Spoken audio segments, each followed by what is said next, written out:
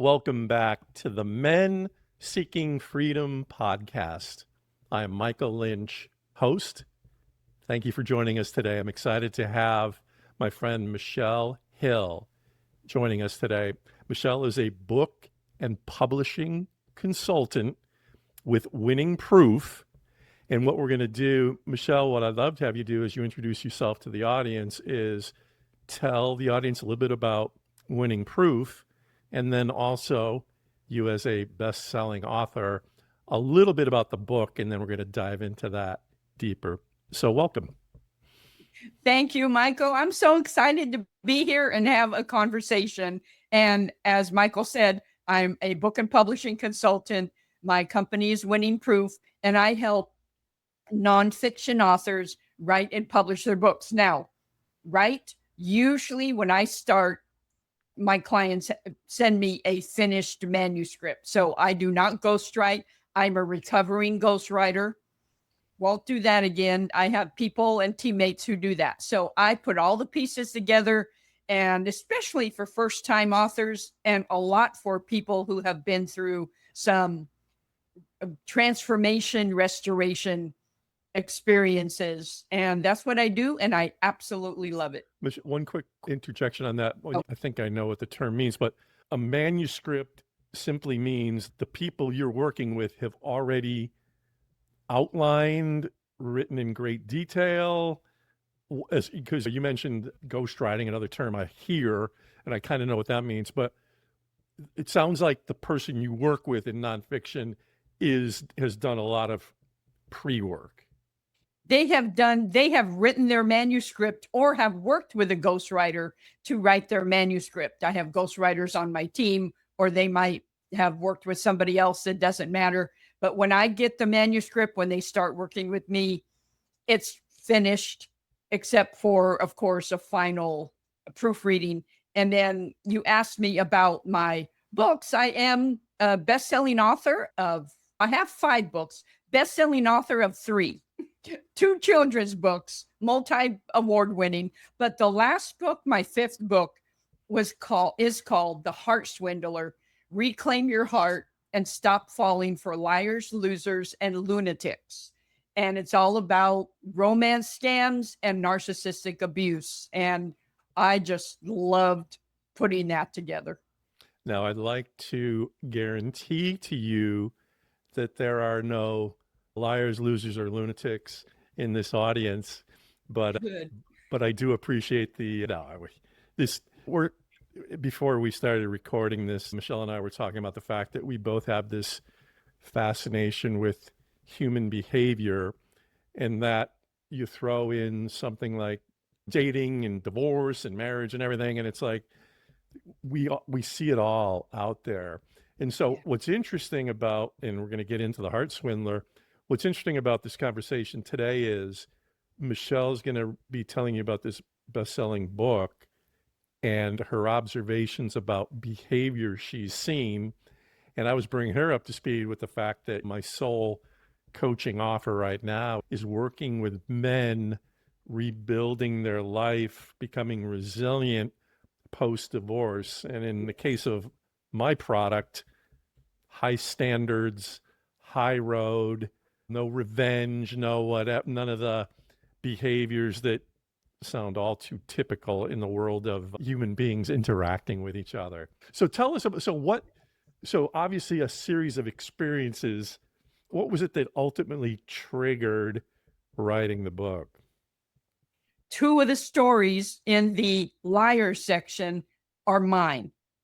It's things I've experienced, and both of them were romance scam based, even though I've been involved with narcissists here and there. But both of my stories are romance scam based. One, when I was first divorced after a long-term marriage, and I was so naive, didn't know what to look for, didn't know the signs, anything. So I fell for that one, hook, line, and sinker. And he was after money.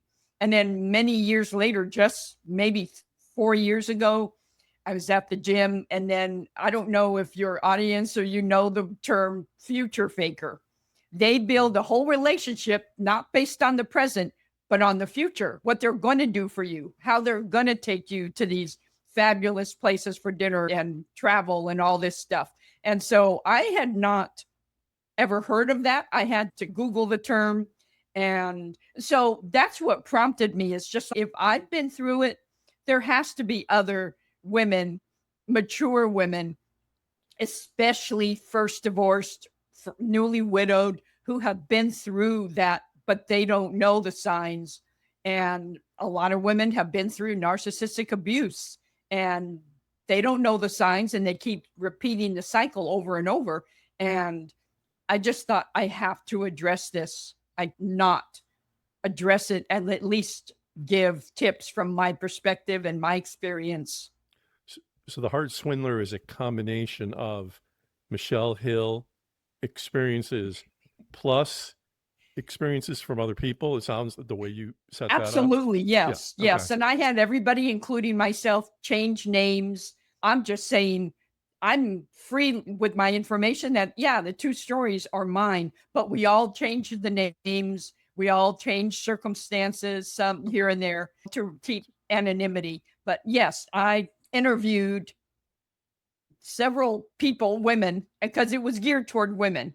Did you know these people, Michelle, or did you solicit these stories, or how did that come about? Yes, I knew three of the women. One was my daughter.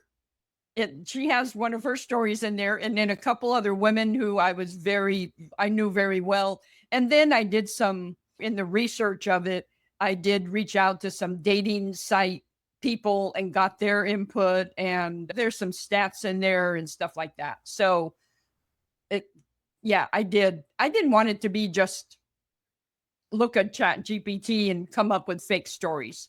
They had to be real. Yeah. The truth is always stranger than fiction, as they say, and the truth of what's going on out there in the world. So when you wrote the book with these contributing stories, it sounds like, and please clarify this, it sounds like you wanted it to be a guide, a manual, a way to send a cautionary message to the world based on, please don't go through something we've gone through. Was that kind of the basis behind it, or? Absolutely. It was cautionary. I did not refer purposely to the women as victims. And I said that in my introduction. We are not victims. We are survivors. You are a survivor of narcissistic abuse. You are a survivor of romance scams. You're not a victim. You can choose to be one, but you're going to be miserable and you're going to get stuck and you're going to remain stuck.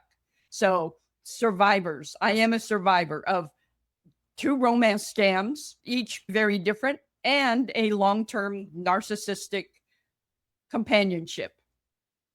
So I've been through the gamut. Have you had enough of that, I hope?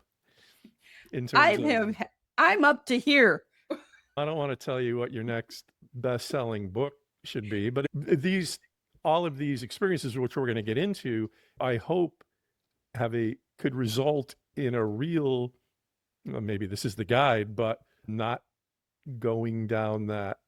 Let me shift gears for a moment. One of the things I bring in the Resilient Man program, not that I'm perfect or can I make people's lives perfect, but I think the thing I'm noticing, and your book kind of talks about it, is I'm seeing in the post-divorce dating world a lot of repeating behaviors.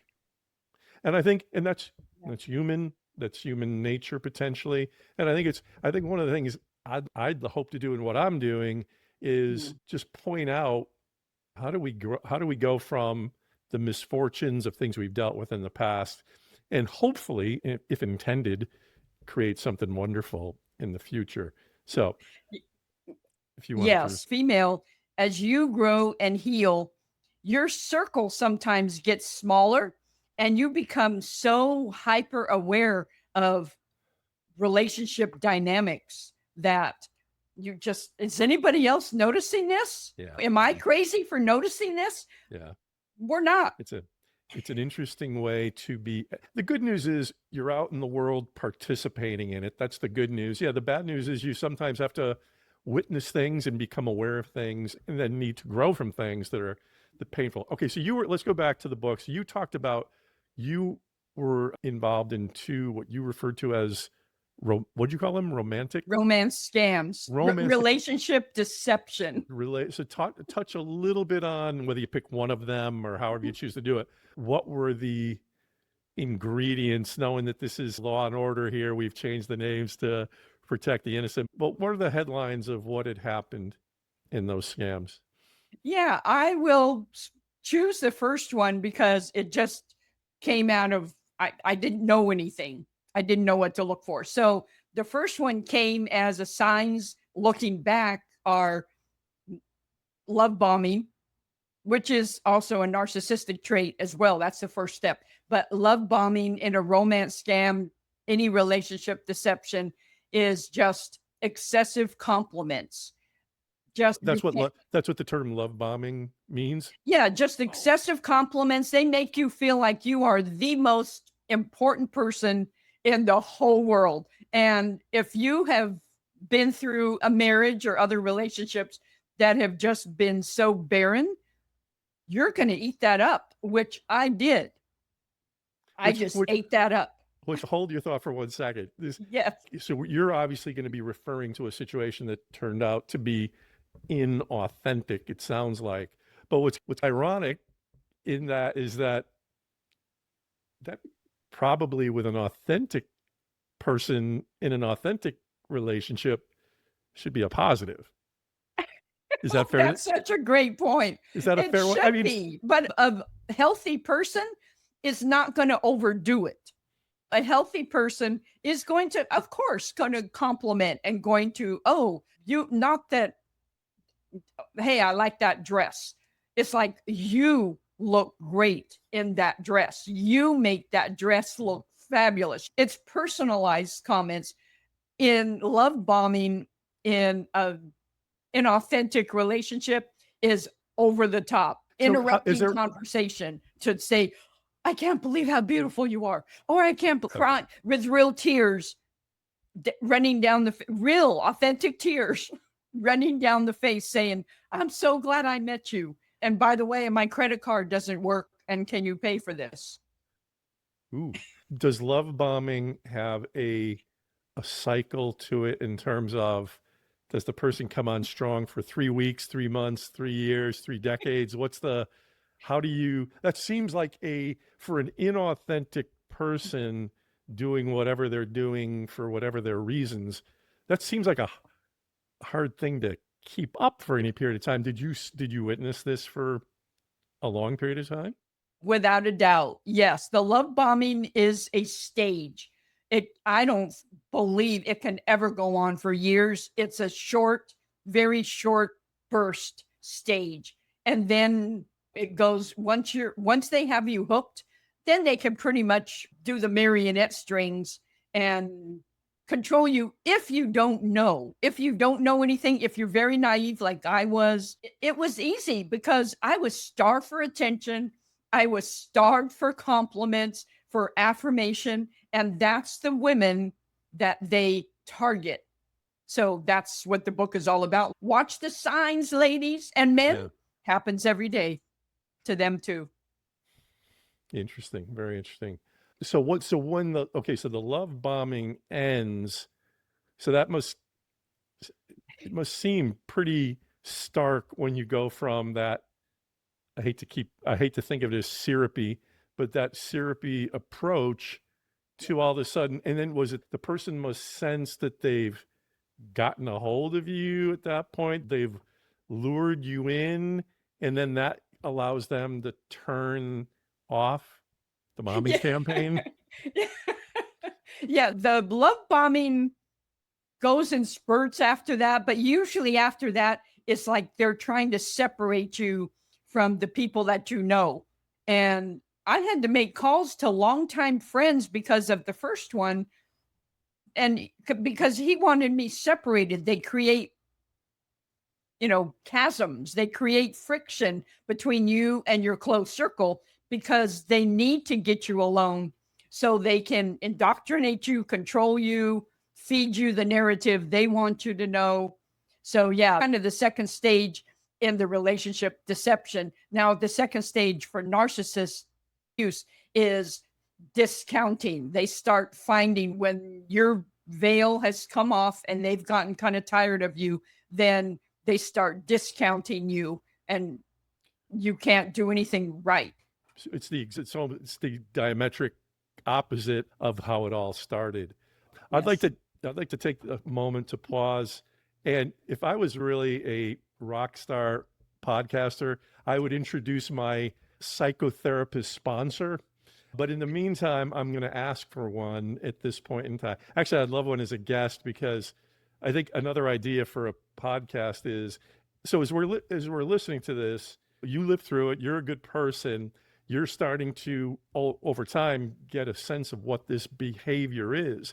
I think just to step away from your situation for a minute, the bigger picture is that there's a lot of abhorrent behavior going on with men and women out there, and it's exploitative. And I don't know, I think that's as we go back into some of the stories you have, that's just the bigger thing that stands out of this, to me as an outsider, and I'm listening to this going, okay, I didn't really understand. I didn't know the love bombing term existed, but you explained it. And then all of a sudden, and you know what my first reaction is, Michelle, even though you had to go do the process of grieving or loss or whatever you went through, I'm sitting here the whole time going, I want somebody to analyze this sociopath or whatever the term is. And there's a lot of it. There's a lot of it out there. Okay, let's go. But let's go back. Stay on your story. That first one. So you went from love bombed to the and I know what you mean by the whole discounting. That puts you on your heels then at that point in time. And am I worthy? Probably. So what happened when you had reached that phase of the relationship? It was with I call him the hustler. That's my nickname, as he was a hustler, a money hustler from women. Actually, he had the one before me. I've met 3 of his ex-wives after that, 3 of them. So the attorney, not a wife, but an attorney before me, he got for $18,000. But in the process, mine was only $2,500, and he was swearing on the way to the airport when he knew the gig was up that he was going to pay it back. And then he called me from the airport and said, my credit card won't work. Can you pay for my ticket home? And he knew the gig was up, and I had woken up by that time. But after that, after the love bombing, after for him, the separation of me and my close circle, it was phone calls that he would let me be privy to. Oh man, the tires on my Lexus. Oh my gosh. And it'd be a big old deal. Something would happen with his credit card. There was magnificent stories to everything. And being naive, I didn't know what I didn't know. I didn't know what to look for. And so it's just, by that time he was talking marriage. I would be one of the wives. God spared me, thankfully, but I'm assuming you would have had to pay for the wedding. I'm sure I would have. Wow. So he was, I think the third stage, if I'm understanding your question correctly, was the dramatic calls and then pulling in my credit card to pay for the tires. And then I'll send you the money when I get home. To me, in my naive self, in my unhealed self, that sounded perfectly logical. And so I would. And then there were the sports supplements. And then there was the luggage. And then it was one thing after another. And then sushi, crying. Oh, how can you not pay for sushi when a man is crying with real fake tears falling down his face, telling you how much he loves you? But I don't know why my credit card won't work. Same. Happens every day. If you don't mind, and you don't have to answer this, but okay, so once he was gone, what was that? Did you go through a period of guys are really that way, but he was just an exception to the rule? Or did you go through this reflective process of what just happened here? How did that part Man, go? it's a loss. You go through embarrassment. You go through your friends pounding you on the head, telling you how gullible you are, how stupid you were, whatever. I had to go through that, which was humiliating. And How did you find them being mean? Or how did you react to that type of, that's unusual for friends to get into a point of doing that. yeah, it wasn't, none of it was helpful. Is that None right? of it was helpful. I didn't have that support network because they had never been through it. And if you haven't been through it with a narcissistic person or a romance scammer, people don't know what it's like to heal from that. You have to heal a loss. You're embarrassed, horribly embarrassed. You feel like you're the stupidest person in the world. So I went through all that, and it was several months by the time I would really felt whole to where I could look and not distrust people. And then that's a mistake too. And I'll tell you, Michael, when the good guys come along and they compliment you, the ones like me, and we're a dime a dozen, and that happened to me 26, 25 years ago. So that's been a long time. When the real guy comes along, we're like, we categorize, it takes a long time to build up trust. And that man, and I hope I'm speaking to your audience too, that man has to be patient with that woman because she's been messed up, thrown down, taken for money, So you're saying, and her heart. you're saying in that hypothetical situation that when a good, legitimately good person, your instinct is almost to beware is what you're saying. Absolutely. Yes. Wow. Yes. And I Wow. think the worst part I want to add to the answer is that, yeah, it was hard I owed that money. I had to pay that money back to the credit card. So that was on me. The worst part about it was that somebody saying they love you and realizing that was a farce. That was a lie. That was harder to get over, the deception of that, than the money any day of the week. Were you ever able to, I'm not diminishing what you went through there, but were you ever able, so as someone who's outside the story, rooting for you, but outside the story, I'm sitting here going, how depraved is that man's life? I don't know. Obviously don't know the Yes, man. very But depraved. I'm just thinking to myself, in you and I are Christians, and one of the biggest challenge in being a Christian is seeing the good in every human being on this earth, and that's Yes. challenged all the time. But yeah, when I hear a story like that, there's not only the Michelle healing component plus the proactive approach you took of writing a book to help others, and then there's the what would Sigmund Freud call that, or Carl Jung? What would they call somebody like that? That is just a level of, I'm not an expert. I think all we can do in life is you've learned is hopefully get better at seeing things. Knowing, here's another key thing too that I'm learning a lot about is how well do we know, as we size up the rest of the world, how well do we know ourselves? Now that's another deep conversation for another day. But I think that plays a lot into the more we know ourselves, regulates who then who's allowed in or not. Tell us. So you shared that story. Yes. God bless you for going through that. Pick another story that wasn't you, and tell the audience a little bit about a bad situation of a heart swindler. Absolutely. Okay, so I think, did you want me to give an example like from the book itself? From the book again you've compiled stories. Yeah, no, you were just sharing one of yours. I was just curious as to what someone other than you has gone through that was traumatic. Yeah, I would say let's switch to the narcissistic abuse and the cycle there, because that is a repeating cycle. And women who have been married to a narcissist have gone through that 30 years.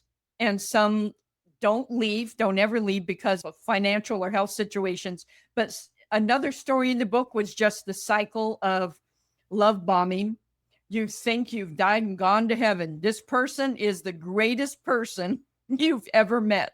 And they're just you're swooning because of their romance and their all of the elements in love bombing. They buy you things. They just compliment you all the time. The love bombing stage. And so then this one, and this is one of the first stories, then you start noticing little things. Oh, he didn't like that breakfast I made, or he made a backhanded compliment. Yeah, you look way better in that blue dress than you do in that one. That's not a compliment. That's a chop. From my generation, that's what we used to call them. That's a chop. So you start noticing that kind of thing. And so she noticed starting a pattern, and that's what you're looking for, patterns, not just a one-off. Anybody can be a jerk, male or female, any day of the week. What on occasion you're in a bad mood, whatever. Totally human. But the cycle and the the cycle and the pattern is she started seeing a pattern of these little digs of backhanded compliments. And by that time, they have you looped in, and you're thinking you're crazy. You're the one that's crazy. I'm just overreacting. And then when you call them out on something, that really hurt my feelings, they blame it on you, and you end up apologizing. So that's what she did. She ended up apologizing for things she was just trying to communicate to him about. And so you have that's a discounting. And then you have and there's other stages in between there, but for the sake of simplicity, you have the discard. Bye. And they make you feel like you are not worthy at all. And that's what this woman went through, is that you're saying he just parted her like a piece of trash. Yeah. But then they have the hoovering.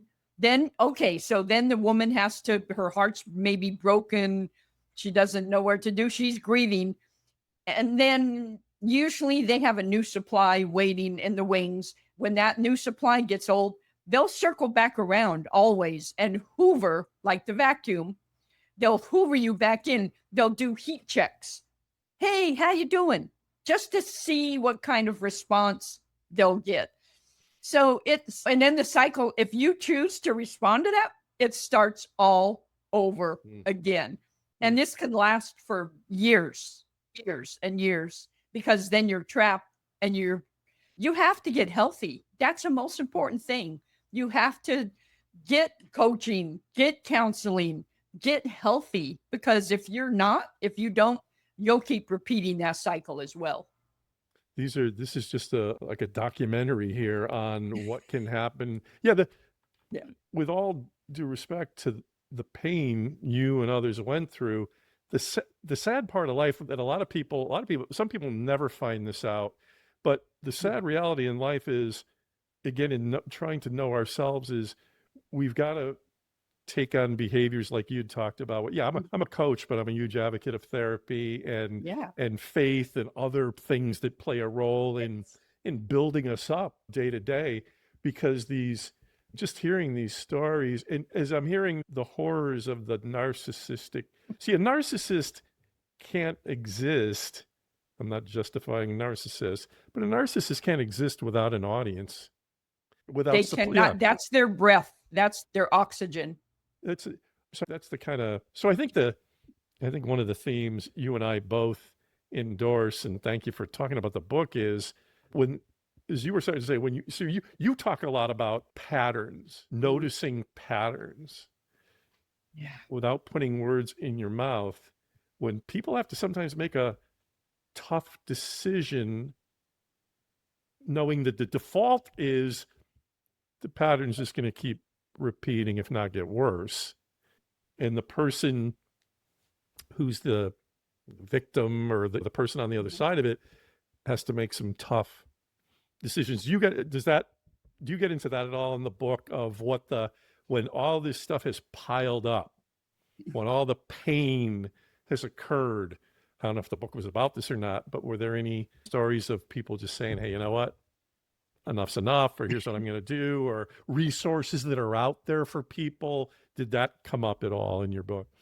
Absolutely. I include at the end of every chapter story, I have the heart. I forget what it's called now because I haven't looked at my own book for a while, but they're called heartbeat lessons, something like that. So I had each woman, including myself, add 3 or 4 or 5 lessons that they learned through their experience. So yes, absolutely. You don't walk away from something like that without learning something about yourself, something about signs to look for. And then I have a whole bunch of resources at the end. Oh, good. Places to call, links, things like that, because people need tangible help. Thank you for, unfortunately, I have not read the book, but thank you for filling in completing the loop there. When did you write the book? 2023. And I released it November, a week before my birthday in November. So mid-November. What's interesting about this, and I'm not going to tell you how to run your business, but you created this resource in 2023-ish that deals with issues that are eternal. They may change it we'll probably create more psychoses over the next decade or two. But so first of all, Michelle's book is available. I know I know it's available on Amazon. Let's do the little bit of a plug for that part right now. The Heart Swindler. I saw that it was available in paperback on Amazon. Is that the best? Yes, on Amazon, and there's I don't know if I have an ebook. I think there's an ebook as well. Okay. But this is the paperback. You need the paperback. Yeah. Okay. Really.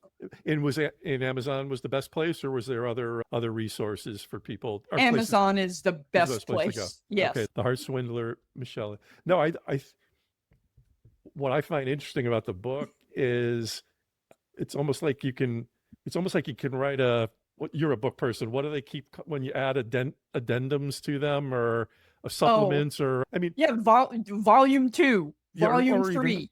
And you know what, Michael, I think we shared this the last time we talked, but I wanted to do a men's version, and there is no lack of women who wanted to step up to the plate to tell their stories. Yeah. I have found that men I didn't get any responses. I'll just say that because I wanted to do a men's version, and it happens a little bit different. There's more of a physical element with men in that women from Europe these bombshells, and you have maybe a mature aging man, and they are like 26 years old, and they're love bombing the man because they have one thing in mind: how can I get to his wallet? Interesting. Yeah. Yeah. But men, I found, are very shy about telling their stories. And just to go back, heroic heartbeat lessons are the lessons at the back of every chapter. Nice. I know you have a day job of helping people write books, or publish books, but you're onto something with that book that is in some ways is timeless. The only thing you've done what you've done, and I think the resources are great. My perspective on it is you're talking about getting guys. It's almost like you would need to get into a circle and act like you're one of the guys and be able to solicit stories that way. But I haven't thought about that, but guys have been through a lot as well. Yeah, I think number one, I'll be a resource to a book. I know you and I talked about this, and I don't know if men would read it. That was the thing that we were talking about. But I think where we're going with all this, though, and this has been such a good conversation for this audience, is the men and women. If we'd only come up with it earlier, we could have written a book called Men Are From Mars, Women Are From Venus. But there's brilliance in all the 5 love languages. There's so many books out there. And the reality is, and these are my words now, not yours, Mhm. Michelle, and I'd like to know your thoughts on it. We are all deeply flawed human beings. Y- Flawed does not Absolutely. flaw, Yes. and it plays out in stories like in your book. Something that's given me comfort in life as I've gotten older is when you recognize that everyone is flawed, it gives you hope to say, I'll speak for myself here in dating. It would be a thrill for me. The first thing to learn about them, as opposed to love bombing them, is to come back to me and say, hey, Michael, I'm flawed. I'm flawed too. That's an interesting place. And as you're telling these just despicable stories about bad behavior, we're talking about people, and again, I'm not a psychologist or anything, but we're talking about people who've got varying degrees of serious problems. And so Yes. then you have the predator, and then you have in whatever you classified yourself with what you were dealing with in life to where you open the door to Hmm. let that in. Yes. Do you have any thoughts on the flawed human being? And it would be helpful. So as it relates to the Yes. women you would love to help in the things you've learned, I'm not trying to put words in your mouth, but what in 2026, what do women need to know and have at the forefront when they are out and about in entertaining the idea of a relationship? Yes. And so many are on dating websites and they are fish tanks, I'll call them, for piranhas. They are, and there's some, I'm sure there's good guys on there. I have met two lifelong friends from when I used to be on dating websites. So there are good guys out there, but you get so tainted that you just put this big no, and it really takes some healing to get through that. But for women out there in 2026, you have to be so careful. You have to read between the lines. You have to, if he says he's working on an oil rig, and if he's, if you can't call him or need to have him never calls you at night time, and now I'm not talking late at night, I'm talking in the evening, and there are such obvious red signs there. And even though narcissists choose strong women and they choose strong, empathetic, compassionate, friendly women that have things going on because they have those traits that the narcissist knows they'll never have.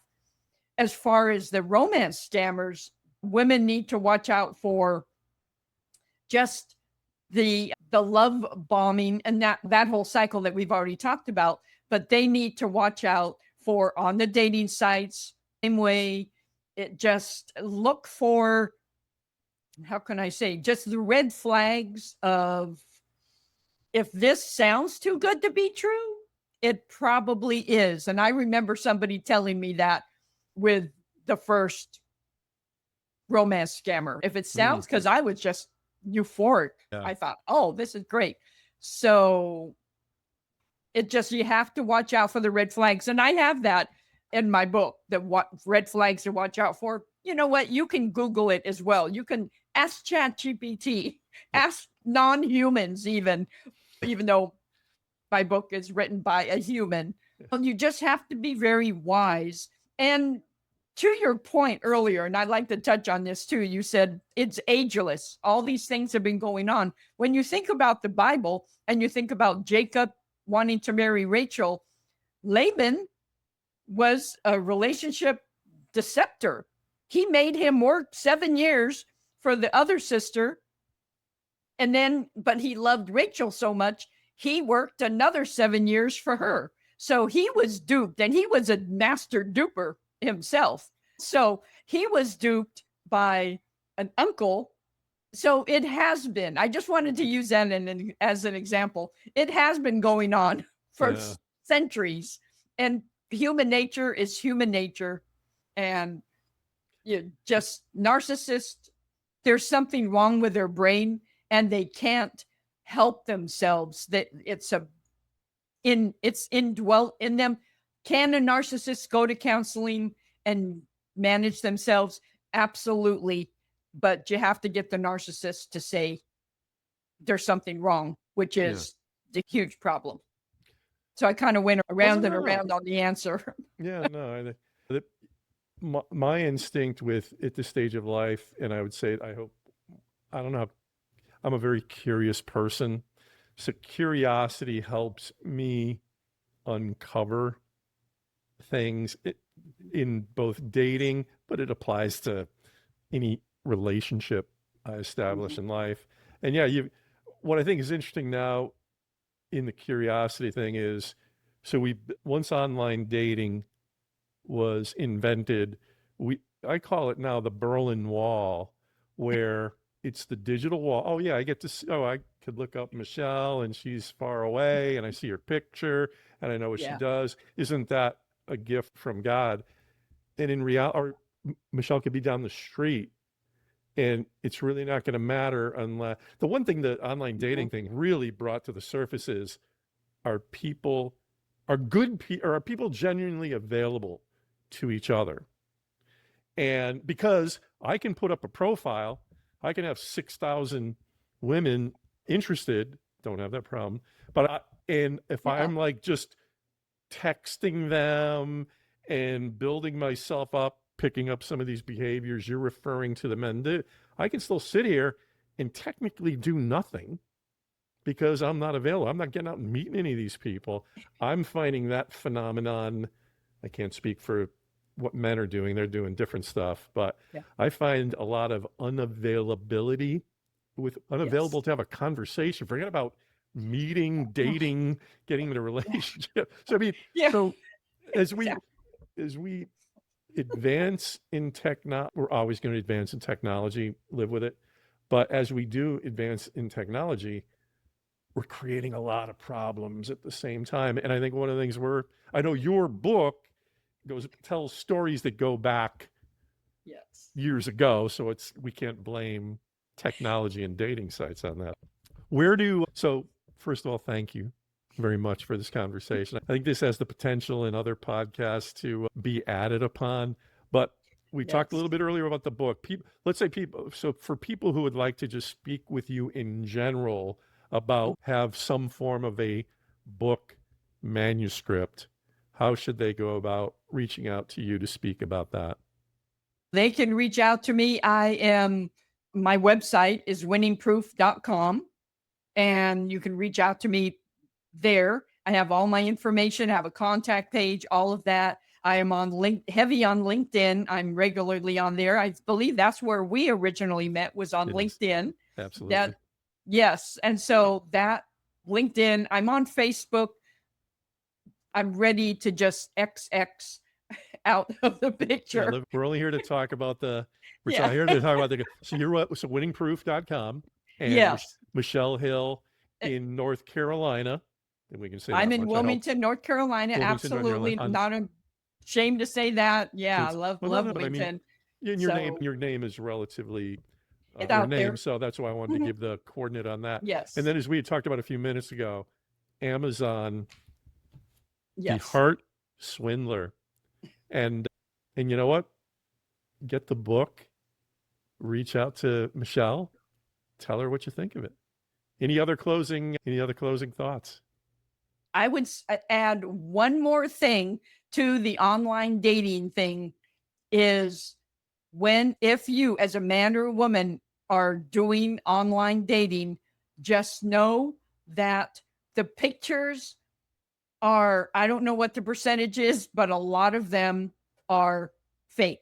The men grab really good looking pictures from wherever they found them online, and they will put that. Women post their high school graduation picture. Must Love Dogs, that movie, that really happens. And I have male friends that tell me these stories too. Or they meet them and they're very robust and they put a skinny picture on the website and they're hoping their charming personality will come through and win you over.